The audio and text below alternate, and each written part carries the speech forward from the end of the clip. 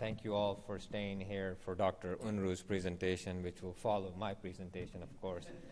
But you'd have to hear me first talk about the Department of Veterans Affairs, which is the second largest department within the federal government, right after DOD. In the beginning, I don't know if you were here, Alicia mentioned that architect of the Capitol oversees 17 million square feet of space here in D.C. In comparison to that, VA oversees about 175 million square feet of space throughout the United States. Our mission at the Veterans Affairs Department is to care for him who shall borne the battle, and his widow and his orphan. That's the promise that President Lincoln made several years ago, and we are sticking with that theme and making sure that our veterans are taken care of. Today, our core values are integrity, commitment, advocacy, respect, and excellence. And this is something that Secretary Bob McDonald, when he came in, he wanted to put these core activities in there to make sure that we represented VA in the best way possible, and that's why I have this pin on which says I Care Veterans Department. Our main objective is to make sure that we provide for world-class medical care for our veterans. We provide financial benefits for them, and also we provide memorial services for our men and women. In addition to that, our sustainability objective is to provide healthy, productive, and cost-effective environment for our people, those who work at these facilities, and our patients get the best ever care possible. So just to give you a context in terms of how big the VA is, we've got about 150 plus hospitals that we're responsible all across the United States.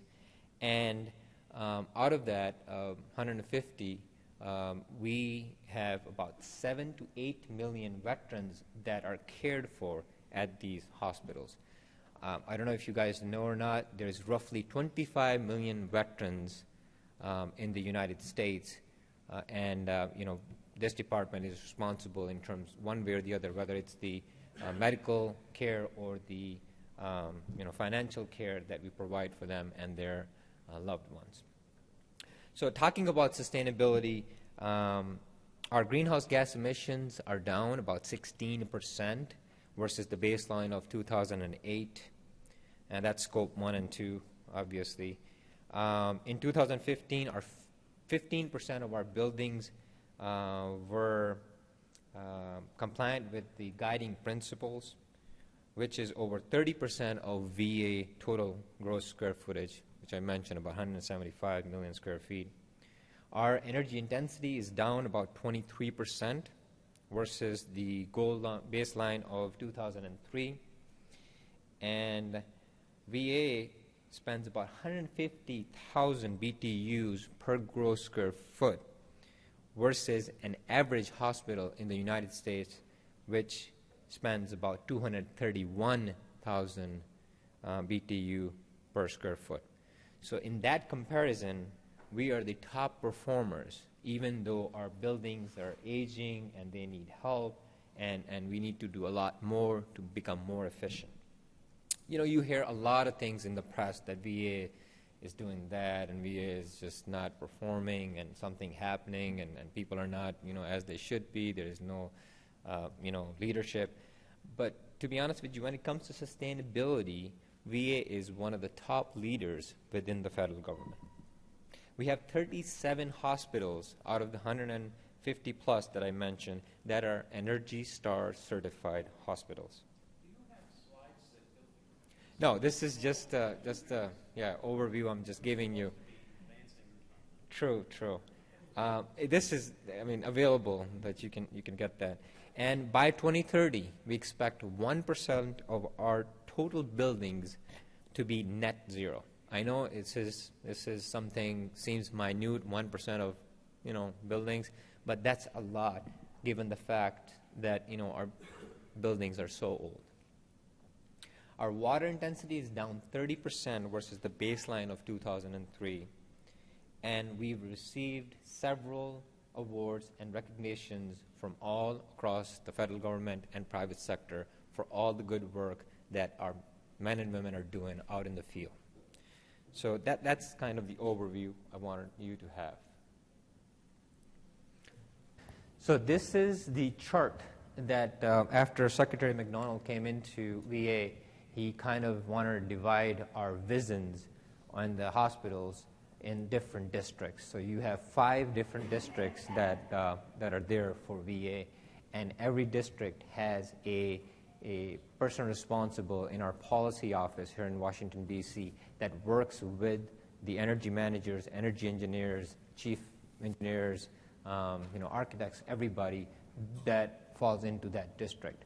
I want to give a shout out to our District 1 folks here from Vision 5. They're here from the Veterans Affairs Office, and they were asking a lot of questions because they have an ESPC in development that they are very excited about. So I want to give a shout out to them. So ESPC is a tool which is achieved through federal mandates. As you know, we have an Executive Order 13693 that mandates that we need to reduce energy intensity by 2.5% annually through 2025. We have to reduce water consumption intensity by 36%, which is 2% relative to the baseline in 2007. Obtain 30% of electricity from renewable energy resources by 2025. By the way, Veterans Affairs obtains about 24% of our total energy through renewable means and sources. That includes our in-house renewable sources and also the renewable energy credits that we purchase. Obtain 25% of total facility energy from clean energy. This is something new that we're working on through distribution generation, the CHPs, the ground source heat pumps and stuff like that. Improve data center power usage effectiveness for new and existing data center. This is something that the government and VA is paying close attention to. As you know, data centers take up a lot of energy. And the more the industry moves towards the cloud computing and everything else, I think these data centers will be beneficial to provide a lot of energy savings going forward. So what are the opportunities for ESPCs? As required by the Executive Order and the Energy Independence and Security Act, VA audits its 25% of portfolio every 4 years. And that's how you find out the health of your buildings. And on top of that, we do the energy audits for every 4 years as well, and that's a requirement for the ESA 432. What it does is it translates into energy audits for 5 regions each year, and we have a constant, moving target for all these regions.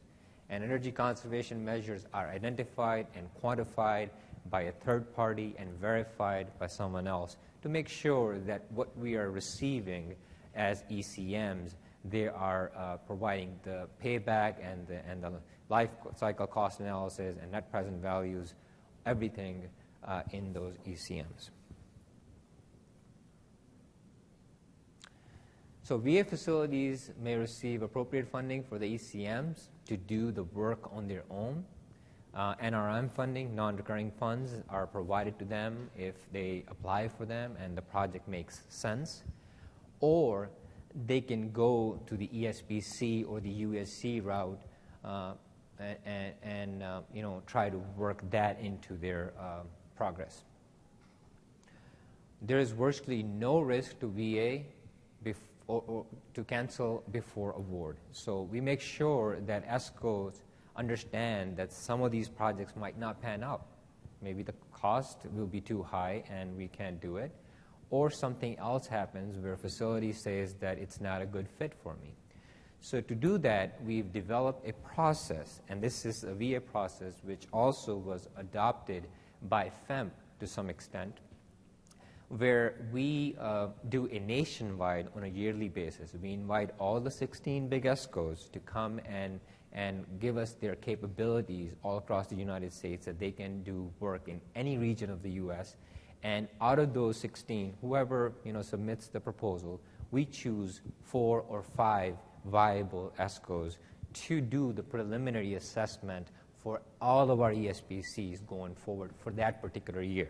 So it's a yearly thing that we are trying to keep it refreshing, making sure the ESCOs are providing us what they've done with the last year or two in terms of their past work with other agencies and stuff like that. So out of those 4 or 5 are the ones that are invited to do a preliminary assessment. What it does is it cuts down on all the work that ESCOs have to do to come up with the viable projects. So we give them a site. We tell them, go find all the ECMs that you can find, and then come back and report that in the form of presentation. Bring back your engineers, bring back your people, those who go to do the walkthroughs and stuff like that, so that we can pick and choose which ESCO will be the best fit for this project. Keep in mind, these are long-term projects. I mean, you can go up to 25 years. I hate when we go up to 20, 25 years. I hate it. But there is no other alternative. If we have the funding in-house, I would rather do these projects on my own. But there isn't the amount of funds available to make these buildings more efficient. So this is the best route that we can take.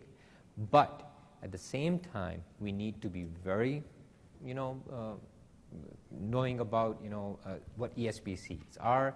We have to have a good partnership with what ESCO is selected. We have to have a comfort level.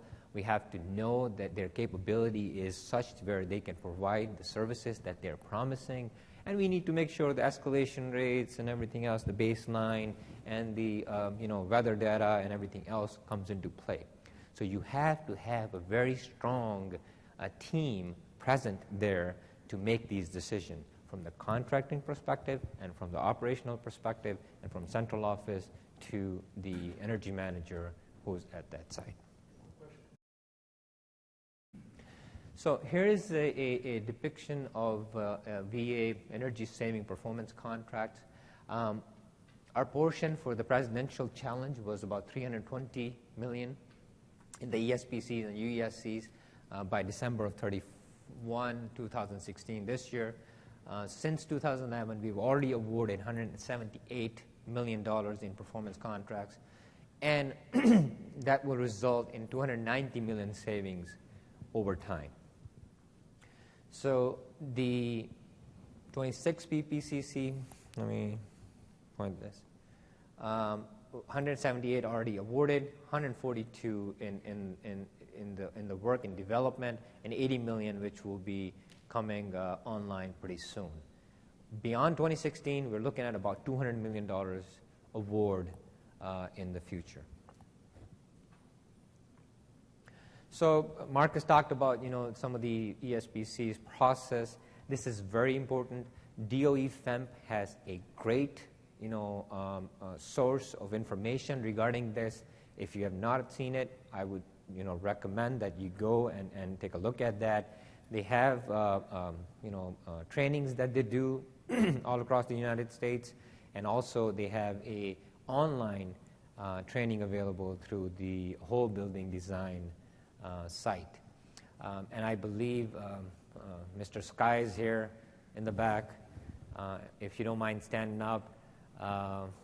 He is from FEMP. He's one of the directors there, and he works with Mr. Tim Unruh very closely, and his program folks like Kermit Rockwell is the program manager for the ESPCs for the government. So there's wealth of information and knowledge available to you on your fingertips. If you need any of that information, you can see me after or Mr. Sky, and he will be able to guide you towards that. So Jeffrey talked about earlier, how this all works. You have a utility cost. The baseline is very, very important to make sure that your baseline is set according with your usage. And then, there's a guaranteed savings. So ESCO is guaranteeing you the savings. They're saying that if you're going to save $1 million, they will go above and beyond to save you 105%, and majority of the contracts that have happened in the last 10 years have provided 105% savings instead of 100%. So there are a few cases that are horribly, gone wrong, but majority of the cases are projects that are providing those savings on a regular basis. VA has a different process, like I mentioned. We do measurement and verification every quarter for the first year, just to make sure that everything is in place. ESCO is providing what they've promised. Everything is getting installed right, and the witnessing from the government is happening on a regular basis as well. After that, we do a yearly M&V, which is then verified by the third party, and also at the same time, we have a project facilitator during the development stage who provides their insight and analysis and expertise. That's from the national lab or other entities out there. So the process is you have to have a team at a high level support. If you can establish that team and have a high level support from your management, I think you're in good shape, and that's a first step that you have to take. Some of the ECMs, as I mentioned, these are the ECMs. Template for FEMP website is also available. Acquisition plan involves the contracting officer. You have to involve the contracting folks early, legal folks early. All the big players who are going to be affected with this. You have to have your customer on the table to let them know what you plan on doing, because it's going to affect their operations if you go through these projects. Notice of opportunity is sent, which includes site info, utilities, bills, ECM contacts. Follow-up kickoff meeting is conducted to get everybody on the same page. Who's going to do the walkthrough, how the security is going to be done, and or DOE FEM project facilitators, like I mentioned, to provide technical reviews, IGA development, internal grade audit, and investment grade audit. Paperwork is done, and verification and contract. ESCO solicitation at eBuy GSA system for 2 weeks or so, and then ESCO responds to selection of the IGA. This is some of the typical process that everybody goes through. ESCO conducts the energy audits for you if you want them to do that, but usually VA goes to certified auditors to do the audits, because we don't want that conflict of interest in regards to ESCO doing our audits. ESCO presents proposal of energy projects. Upon award, ESCO arranges funding via third party. So this is a bank, a third-party bank or some other source of funding that is coming to you, and they would want some return on their money. If it's going to be a 20-year project, they want some money. Usually I tell people, look at it as a mortgage at your house. You're getting a mortgage from a bank, and you're going to pay back over time. But in this case, guaranteed savings will pay back, not you out of your pocket. ESCO guarantees the savings, and then ESCO and agency performs annual M&V, energy savings. Agency submits annual payments to ESCO annually using cost savings generated by ESCO projects, and agency continues to realize full cost as identified. Agency saves money both during and after the construction period. So during construction, you're saving money, and after construction, you're saving money. This is just a small little chart that I put in to kind of give you an idea of ESPC versus ESPC Enable. ESPC Enable is a similar program to ESPC, which is a shorter period contract than ESPC as a traditional contract. I like this method, and not many people are aware or are interested right now because they don't know about this. But you can add more than 4 or 5 different energy conservation measures that are listed here. So FEMP is working on developing a tool which will include not only lighting, water, HVAC, and HVAC control and renewables, but it might include boiler replacement. It might include, some repair work, whatever the case might be. Some of the benefits are guaranteed energy cost savings, no upfront investment, ESCO assumes and performance risk, reduced utility cost volatility, upgrade added value to the facility, meets the federal performance contracting requirements and the executive order energy mandates. There are drawbacks, and a lot of people don't like to talk about them. This is not a perfect contract that you're going to have with the ESCO. There will be issues. You better be, prepared for them. Some of the ones that I've seen are extended financial obligations, interest cost, like Marcus was mentioning. You need to make sure that you don't pay too much interest because that adds up to your total implementation cost at the end.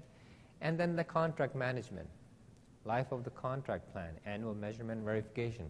If you have a changeover with the personnel, who comes in and takes over, you have to have good plan and manuals available where you can give that over to that new person and tell them that you need to take it and run with it to make sure that the continuation carry on. Termination risk. What if it doesn't work out? The savings are not there. The equipment is not working. Something goes really bad. Somebody goes bankrupt. Who knows what happens? What's your plan for that? You can buy it out if you want, if you have the money. You can buy it down in the beginning if you like to reduce the terms of that cost that you're going to pay. There are several options available within the guidelines of FEMP and DOE that you can take to mitigate these kind of situations. And that pretty much sums up my presentation, ladies and gentlemen. If you have any questions, I'll be more than happy to take them. But before I leave you, I just want to tell you that overall sustainability is very, very important for us. Our human population is growing every single day. We have limited resources in this world, which makes sustainability, energy management, and other things that we as energy professionals do very, very important. And this is not just for us, it's for our generations, those who are going to come after us, to be able to take advantage of what we make decisions today and hand them that decision and the things that we leave them with. So pay attention, do the best you can, make sure that you leave your legacy in a good hand. Thank you very much.